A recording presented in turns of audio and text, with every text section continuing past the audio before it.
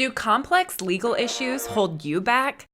Let's get energized and bring clarity to your top legal questions. This is Law Talk with the Flock by Goosmann Law Firm.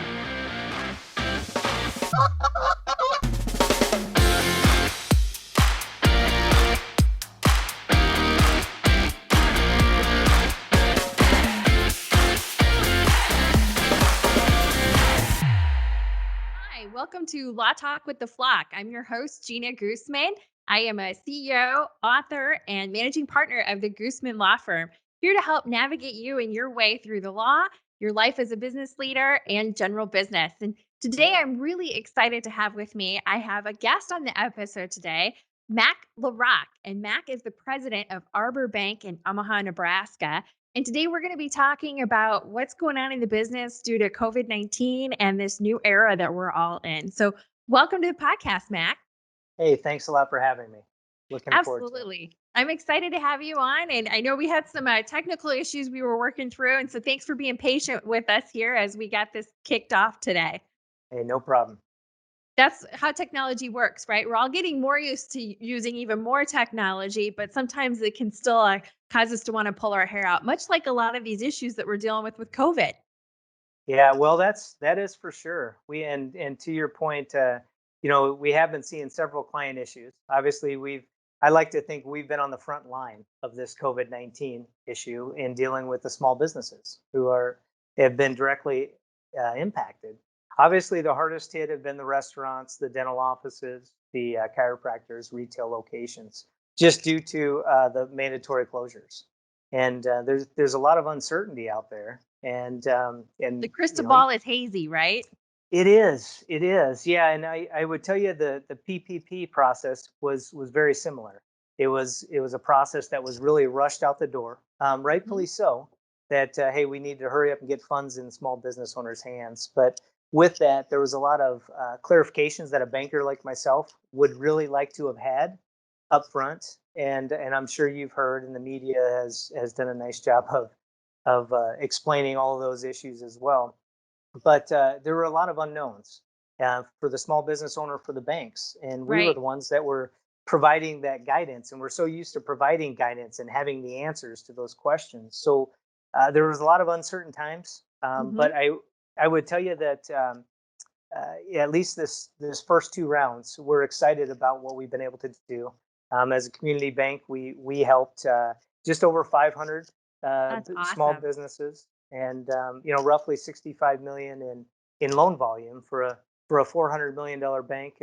That's pretty exciting. Absolutely. That's huge. Congratulations on helping so many businesses at this critical time.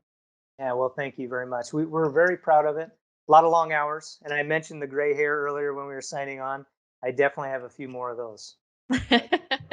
Well, people are excited to go be able to get their haircuts too, aren't they? So things are we're all looking forward to.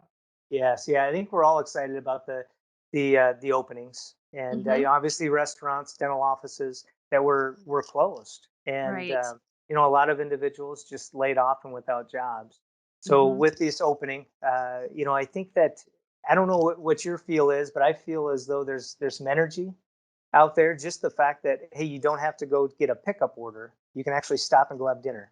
Right. And now maybe you want to wear your mask. I don't know, Hmm. but I think that just that energy is really exciting to see, and hopefully a lot of these businesses bounce back quickly. Absolutely. I know we're a resilient people, right? And as a Right. result, I think we'll get through this as in the long run. It's just can be a little challenging in the meantime. And you mentioned too how there hasn't been a lot of guidance, and I know they're kind of writing some of the rules after the fact. That is so true. That is so true. And in fact, early on, it was determining the loan amount. Okay, but the whole idea is that in an ideal world, in 8 weeks, that after this money is spent, that these business owners are going to be coming back and asking for forgiveness. And Hmm. those are the major questions that we're needing to answer now. And again, much like from the beginning, there's not a lot of guidance Right. provided as of yet. Now, you know the answers that we're giving to those customers are we're interpreting the rules as we go, as is the SBA. Our local Hmm. offices don't have all the answers either. Right. The Treasury is providing some Q&A guidance along the way. Mm-hmm. The most recent was updated as of today. And so they are continuing to provide that guidance. But again, on the forgiveness piece is the biggest question because in theory, and in theory, that 75% of these funds have to be used for payroll, Mm-hmm. at least 75%, and then up to 25% can be used for rent, utilities, mortgage interest. Okay, Mm-hmm. so what we believe is going to happen is that after that 8-week period, we will have a calculator, if you will, a one-page application that does provide for that forgiveness. But until we have that definitive rules, what we're telling all of our business owners, keep your receipts. And and that's a figurative term, but in theory, continue doing business as you would. And very similar information that we asked up front to define what that loan amount was, we believe will be very similar information to what we're asking for the forgiveness piece. Document, document, document, as lawyers That's like to say.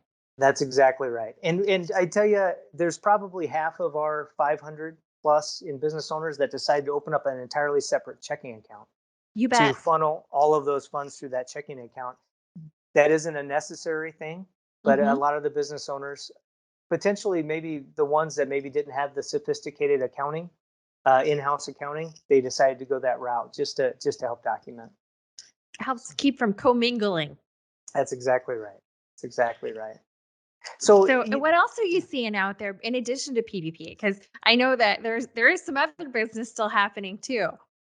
yeah, most definitely. We are definitely seeing folks that had projects that they had on the radar, and some have decided that hey, we're going to hold off and see what happens here, right? Mm-hmm. Whether that's real estate, whether that's acquiring an existing business, but we're also seeing folks that are optimistic that hey, the economy was strong. This is a blip on the radar. Let's continue pushing forward.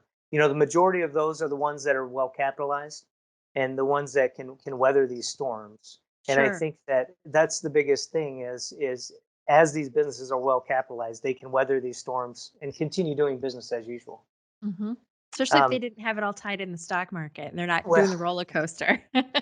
that's starting to come back. It Starting to come is, back. Yeah, the thankfully. ticker Yes. symbol going here on the TV. Dow's at 23,000 today, down about 500. So, yeah, could be worse. But you're right, absolute roller coaster.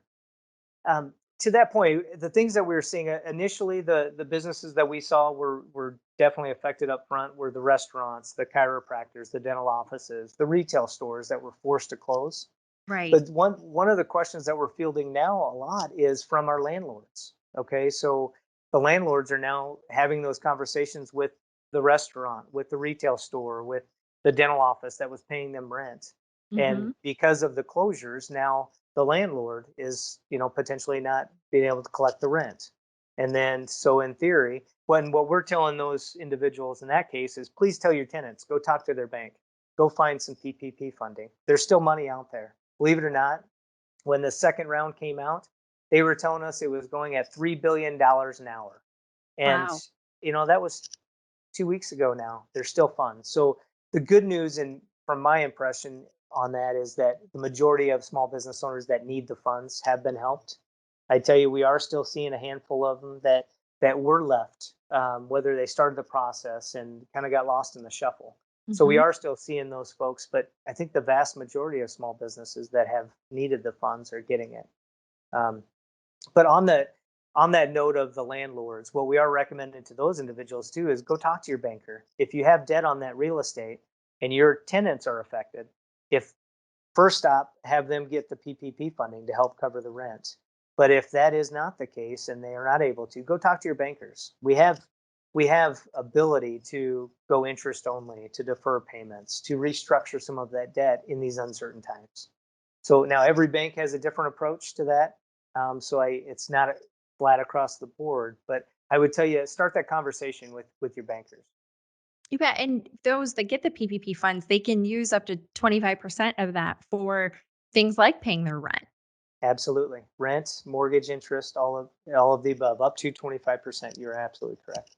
So if those debts were incurred before they had the issues, then they're able to use a portion of that money and still have it forgiven for those things that are not payroll. That is absolutely correct. And then on that forgiveness piece as well, is it's very important to keep in mind that even if these small business owners say they weren't able to rehire all of their employees because some of those employees are on unemployment and they weren't able to open their doors, even if those funds aren't forgiven, it is an SBA guaranteed loan. And it's at 1%. Believe me, that's us bankers don't like a 1% spread. It's kind of hard to keep the lights on there.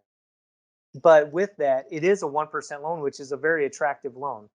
So at the end of the day, if let's just say 75% of it can be forgiven, that remaining 25% just becomes a loan that those folks can use those funds for other operating expenses.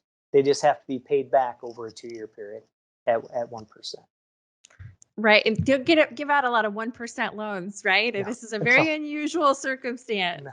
No, in fact, we've been paying that on the deposit side, as of late. So yeah, it's that's awful difficult to work in the margins there.